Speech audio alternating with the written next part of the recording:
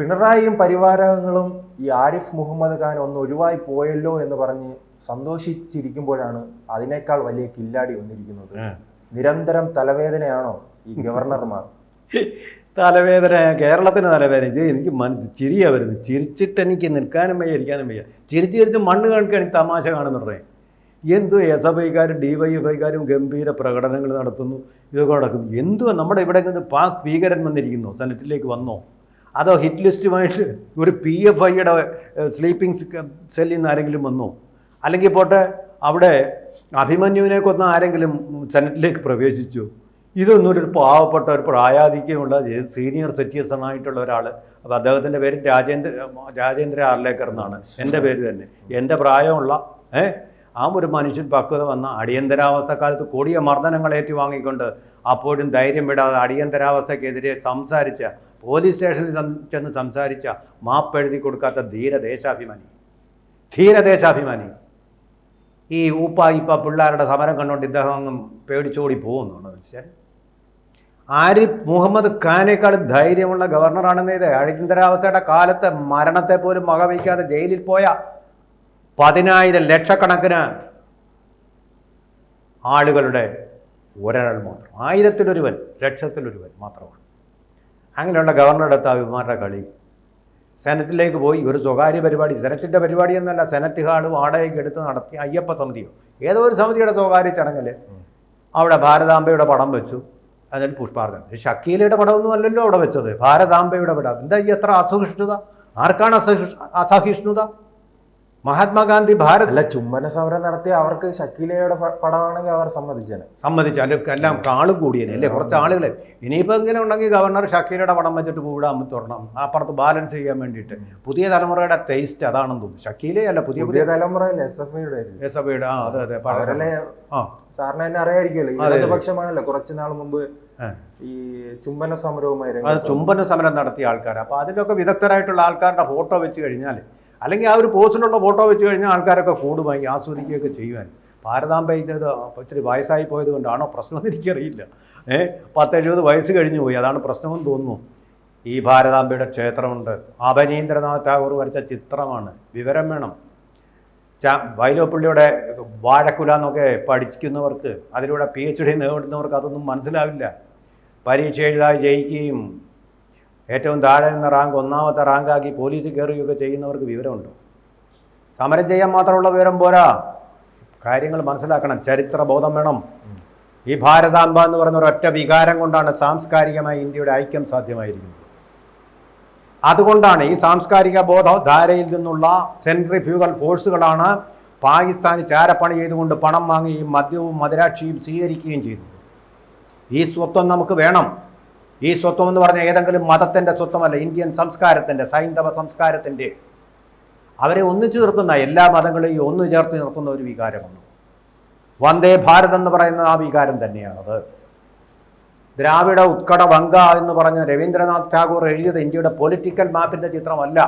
അതിൽ കാരണം അതിൽ സിന്ധു എന്നുള്ള വാക്കുണ്ട്. സിന്ധു ഇന്ത്യയുടെ ഭാഗമല്ല, പാകിസ്ഥാൻ്റെ ഭാഗമാണ്. നിങ്ങൾ എന്തുകൊണ്ട് നാഷണൽ ആന്തമിനെ ബഹിഷ്കരിക്കുന്നില്ല? അത് പാടുമ്പോൾ നിങ്ങൾ എണീറ്റ് നിൽക്കുന്നല്ലോ. സിന്ധു എന്നുള്ള വാക്കുണ്ടല്ലോ അതിൽ. സിന്ധു എന്ന് പറയുന്ന സ്ഥലം ഇന്ന് ഇന്ത്യയിലില്ലല്ലോ. പിന്നെന്താ? സിന്ധു നദിയുണ്ട്, അത് ഇന്ത്യയിൽ കൂടി ഒഴുകുന്നു എന്ന് മാത്രം. സിന്ധു എന്ന് പറയുന്ന സംസ്ഥാനം പാകിസ്ഥാനിലെ പ്രബലമായൊരു സംസ്ഥാനമാണ്. പഞ്ചാബ് ആണെങ്കിൽ കുഴപ്പമില്ല, പഞ്ചാബിൻ്റെ ഒരു ഭാഗം ഇവിടെയുണ്ട്. കേരളം എന്ന ദേശത്തെക്കുറിച്ച് ഒരു പരാമർശം പോലുമില്ല, ദ്രാവിഡ എന്നുള്ളത് മാത്രമേ ഉള്ളൂ പറയുന്നത്. അപ്പോൾ അതുകൊണ്ട് നിങ്ങൾ ഇതിനെയൊക്കെ ഇങ്ങനെ കാണരുത്. ഒരു സ്വത്വത്തിൻ്റെ ചിത്രം, ഒരു സംസ്കാരത്തിൻ്റെ ചിത്രമെന്ന് പറയുന്നത് it's not a political map. അതാണ് ആദ്യം അറിയേണ്ടത്. പൊളിറ്റിക്കൽ മാപ്പിൽ തെറ്റുണ്ടെങ്കിൽ തീർച്ചയായിട്ടും സമരം ചെയ്യണം. അങ്ങനെ ചെയ്യാൻ പാടില്ല. നിങ്ങൾ ചെയ്യാറില്ലത്. ചൈന പോലും ഇന്ത്യയുടെ ചിത്രം വികൃതമാക്കിക്കൊണ്ട് പാകിസ്ഥാൻ്റെ ഭാഗമാക്കി കാശ്മീരിനെ മാറ്റിക്കൊണ്ട് ചിത്രം വരയ്ക്കുമ്പോൾ നിങ്ങൾ പ്രതിഷേധിക്കില്ല. നിങ്ങൾക്കതിന് കഴിയില്ല. കാരണം ചൈനയാണ് നിങ്ങളുടെ അച്ഛൻ എന്ന് മാത്രമല്ല, നിങ്ങളൊരു പേട്രിയാർക്കൽ പാർട്ടിയാണോ? സ്ത്രീകൾക്ക് സ്ഥാനം കൊടുക്കാത്ത, സ്ത്രീകളെ മുഖ്യമന്ത്രിയാക്കാൻ വിസമ്മതിക്കുന്ന, മുഖ്യമന്ത്രി ആവാൻ പോകുന്ന സ്ത്രീകളെ പാർട്ടിക്ക് പുറത്താക്കുന്ന, അവരെ കൊണ്ട് മെഗ്സസെ അവാർഡ് പോലും വാങ്ങിക്കാൻ സമ്മതിക്കാത്ത പുരുഷ കേന്ദ്രീകൃത പോളിറ്റ് ബ്യൂറോ ഉള്ള പാർട്ടിയാണ്. സ്ത്രീ വിരുദ്ധരാണ് നിങ്ങൾ. അതുകൊണ്ടാണ് അമ്മയുടെ ചിത്രം കാണുമ്പോൾ നിങ്ങൾക്ക് സഹിക്കാത്തത്. ഭാരത പിതാവിൻ്റെ ആയിരുന്നെങ്കിൽ നിങ്ങൾ സഹിച്ചേനെ. കാരണം റഷ്യയെ നിങ്ങൾ പറയുന്നത് സോഷ്യലിസ്റ്റ് പിതൃഭൂമി എന്നാണ്. പിതൃഭൂമി. ഇന്ത്യയുടെ മാട്രിയാർക്കൽ സൊസൈറ്റിയാണ്. പണ്ട് മുതലേ ആ സംസ്കാരമാണ്. അമ്മയെ വണങ്ങുന്ന നമ്മുടെ ഏറ്റവും വലിയ ദൈവം എന്ന് പറയുന്ന ആദിപരാശക്തി എന്ന് പറയുന്നത് സ്ത്രീയാണ്.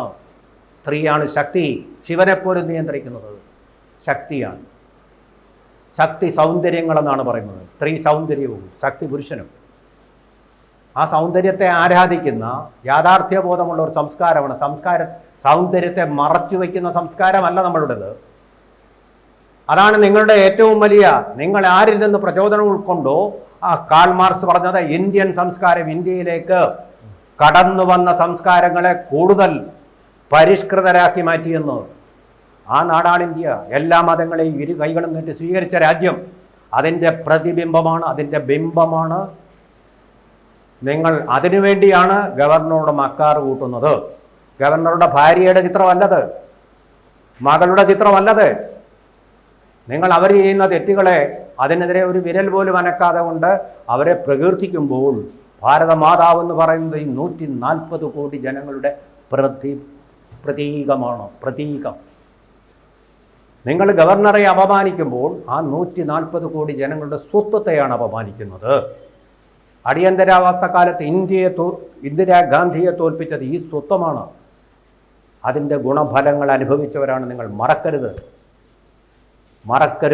ഈ ചിത്രവും ഈ മനസ്സിൽ ഉള്ളിൽ ഈ ചിത്രവും പേറിക്കൊണ്ടാണ്, അത് ഒരു ബിംബമായി സ്വീകരിച്ചുകൊണ്ടാണ് ലോക സംഘർഷ സമിതി അടിയന്തരാവസ്ഥയ്ക്കെതിരെ കൊടിയ പീഡനങ്ങൾ ഏറ്റുവാങ്ങി മരിച്ച് ബലിദാനികളെ രാജ്യത്തിന് സമർപ്പിച്ചുകൊണ്ട് അടിയന്തരാവസ്ഥ ഇന്ദിരാഗാന്ധി തോറ്റപ്പോൾ മാത്രമാണ് അടിയന്തരാവസ്ഥ പിൻവലിച്ചത്. ആ ഇന്ദിരാഗാന്ധിയെ തോൽപ്പിച്ചത് ഈ ഭാരതാംബയാണ്. അതിൻ്റെ സംസ്കാരമാണ്. ജനാധിപത്യത്തെ ബഹുമാനിക്കുന്ന, ഭരണഘടനയെ ബഹുമാനിക്കുന്ന. അല്ല, ഇത് CPM-ന്റെ അറിവോടുകൂടി ആയിരിക്കുമോ ഈ SFIയുടെ കുട്ടികൾ ഈ നിരന്തരം ഈ ഗവർണറെ നേരിടുന്നത്? പ്രസാദ് എന്ന് പറയുന്ന മന്ത്രി അങ്ങേരല്ലേ തുടങ്ങി വെച്ചത്. നിർദോഷമായൊരു ചിത്രം, അതിനകത്ത് കാവി കണ്ട് വിരണ്ട് ഓടിയായിട്ട്. കാവി കണ്ടപ്പോൾ വിരളുന്നുണ്ട്. അങ്ങനെയാണെങ്കിൽ നമ്മുടെ ദേശീയ പതാക കാണുമ്പോഴായിട്ട് വിരണ്ട് ഓടും. എനിക്ക് മനസ്സിലാവുന്നില്ല നിസ്സാരമായൊരു കാര്യത്തെ ഗവർണറുടെ ഒരു ദേശഭക്തി. നിങ്ങൾക്ക് ദേശഭക്തി വേണ്ടെങ്കിൽ വേണ്ടാവുക. നിങ്ങൾ റഷ്യയോട് ഭക്തി കാണിച്ചു, ചൈനയോട് ഭക്തി കാണിച്ചു. പക്ഷേ ഇന്ത്യയോട് ഭക്തി കാണിക്കുമ്പോൾ നിങ്ങൾ എന്തിനാ ഇത്ര ഇൻടോളറൻ്റ് ആവുന്നത്? RSSൻ്റെ ശാഖയാണ് അവിടെ തുടങ്ങി വെച്ചത്. RSSൻ്റെ ബിംബമൊന്നുമല്ല. കാവി എന്ന് പറയുന്ന ത്യാഗത്തിൻ്റെ, റിനൗൺസിയേഷൻ്റെ ചിഹ്നമാണ്. അതെന്താ കുഴപ്പം? അവിടെ എന്താ പ്രശ്നം? വിളക്ക് കത്തിക്കാറല്ലേ? വിളക്കെന്ന് പറയുന്നത് ശരിക്കും പറഞ്ഞാൽ ഹിന്ദു ബിംബമല്ലേ? നിങ്ങൾ കത്തിക്കാറുണ്ടല്ലോ. വിളക്കത് ഭരണഘടനയിലുണ്ടോ? ശിവൻകുട്ടി പറഞ്ഞത് ഭരണഘടനയിലില്ല ചിത്രം, അതുകൊണ്ടാണ്. ഭരണഘടനയിൽ ചിത്രം ഉള്ളിടത്ത് മാത്രമേ നിങ്ങൾ പോകത്തുള്ളൂ മന്ത്രിയായിട്ട്. അരിവാൾ ചുറ്റിയ നക്ഷത്രം ഉള്ളിടത്ത് പോവില്ലേ? അത് ഭരണഘടന പറഞ്ഞിട്ടുണ്ടോ? ഇനി എന്നാൽ ഒരു കാര്യം കൂടെ പറയാം. ഭരണഘടനയുടെ ആദ്യത്തെ മാനുസ്ക്രിപ്റ്റിൽ രാമലക്ഷ്മണന്മാരുടെ പടമുണ്ട്. മൗലിക അവകാശങ്ങളെക്കുറിച്ച് പറയുന്ന പേജ് എടുത്ത് നോക്കൂ. അവിടെ വെച്ചിരിക്കുന്നത് രാമൻ്റെയും ലക്ഷ്മണൻ്റെയും ചിത്രമാണ്. രാമലക്ഷ്മണന്മാരുടെ ചിത്രം. അപ്പോൾ ആ ചിത്രം വെച്ച് കഴിഞ്ഞാൽ നിങ്ങൾ വരുമോ? അത് ഹിന്ദു ബിംബമാണെന്ന് പറഞ്ഞ് നിങ്ങൾ അതും ബഹിഷ്കരിക്കില്ലേ? അപ്പോൾ ഈ കൊടുന്യായങ്ങളും വിവരദോഷങ്ങളും പറയുന്ന ഗവർണറെ പഠിപ്പിക്കുമെന്ന്, വിദ്യാർത്ഥികളുടെ ഗവർണറുടെ ചുമതലകൾ പഠിപ്പിക്കുമെന്ന്. അങ്ങനെയാണെങ്കിലേ ഈ നിയമസഭാ അംഗങ്ങളുടെ കാര്യങ്ങൾ, അടിയന്തരാവസ്ഥയെക്കുറിച്ച് പഠിക്കണ്ടേ? നിങ്ങൾ എവിടെയാണ് ഇപ്പോൾ ഗവർണറെ പഠിപ്പിക്കാൻ ഇറങ്ങിയിരിക്കുന്ന ആദ്യ വ്യക്തിയുടെ പേര് ശിവൻകുട്ടിയാണ്. ശിവൻകുട്ടി, നിങ്ങൾ അടിയന്തരാവസ്ഥ എതിർത്തിട്ടുണ്ടോ? ഒളിച്ചിരിക്കുകയല്ലായിരുന്നു അന്ന്? ലോക സംഘർഷ ശക്തി എന്ന് പറയുന്ന പാർട്ടിയല്ലേ അതിന് മുന്നിട്ടിറങ്ങി ബലിദാനികളെ സൃഷ്ടിച്ചുകൊണ്ട് ഇന്ദിരാഗാന്ധിയുടെ പട്ടാളത്തിനെയും പോലീസിനെയും വെല്ലുവിളിച്ചുകൊണ്ട് അത് നടപ്പാക്കിയത്? എവിടെ ഒളിച്ചിരിക്കുമായിരുന്നു നിങ്ങൾ? ശരിയാണ്, സമ്മതിക്കും. G. സുധാകരൻ, AK ഗോപാലൻ, അതുപോലെ തന്നെ പിണറായി വിജയൻ, ഇവരെല്ലാം അടികൊണ്ടിട്ടുണ്ട്. ബാക്കിയുള്ളവരെല്ലാം ഒളിച്ചിരുന്നു, EMS ഉൾപ്പെടെ. അല്ലേ? എതിർക്കാൻ ദേശാഭിമാനിക്ക് ശക്തി ഉണ്ടായിരുന്നോ? നിങ്ങളിപ്പോൾ എല്ലാ വിധത്തിലും ചന്ദ്രഹാസം വിളക്കുന്നുണ്ടല്ലോ മോദിക്കെതിരെ. ദേശാഭിമാനിയിലൂടെ, ചിന്തയിലൂടെ അനങ്ങിയോ ഒന്ന്? ഇരിക്കാൻ പറഞ്ഞപ്പോൾ എഴഞ്ഞു കൊടുക്കുകയല്ലായിരുന്നോ നിങ്ങളും മാധ്യമങ്ങളും?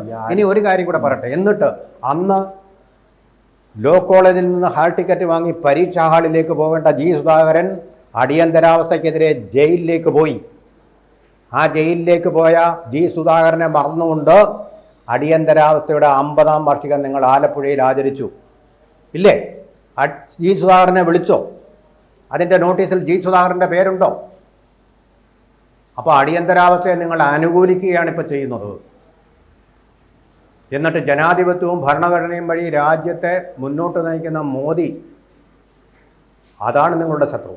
അപ്പം നിങ്ങൾ ജനാധിപത്യത്തെയും ഭരണഘടനയും ഇപ്പോൾ എതിർക്കുകയാണ് ചെയ്യുന്നത്. ജി സുധാകരൻ പറഞ്ഞു, എന്നെ വിളിക്കാതിരുന്നത് കുഴപ്പമില്ല, പക്ഷേ പാർട്ടിയുടെ ആലപ്പുഴയിലെ അണികൾ വർഗീയത വളർത്തുകയാണ്. അവരൊരു കുഴിയിലാണ് ഇരിക്കുന്നത്, ഒരിക്കലും ഉയരാൻ പോകുന്നില്ല, അവിടുന്ന് ഉയർത്താൻ കഴിയില്ലാത്തതുപോലെ. ഞാനിത് പറയുന്നത് എന്തുകൊണ്ടാണെന്ന് വെച്ചാൽ, ഞാനിത് പറഞ്ഞില്ലെങ്കിൽ പാർട്ടിക്കാണ് ക്ഷീണം ഉണ്ടാവുക. അതുകൊണ്ടാണ് ഞാൻ പറയുന്നത്. എനിക്കിപ്പോൾ അവിടെ പോയി ഒരു പ്രസംഗം നടത്തേണ്ട ആഗ്രഹമൊന്നുമില്ല.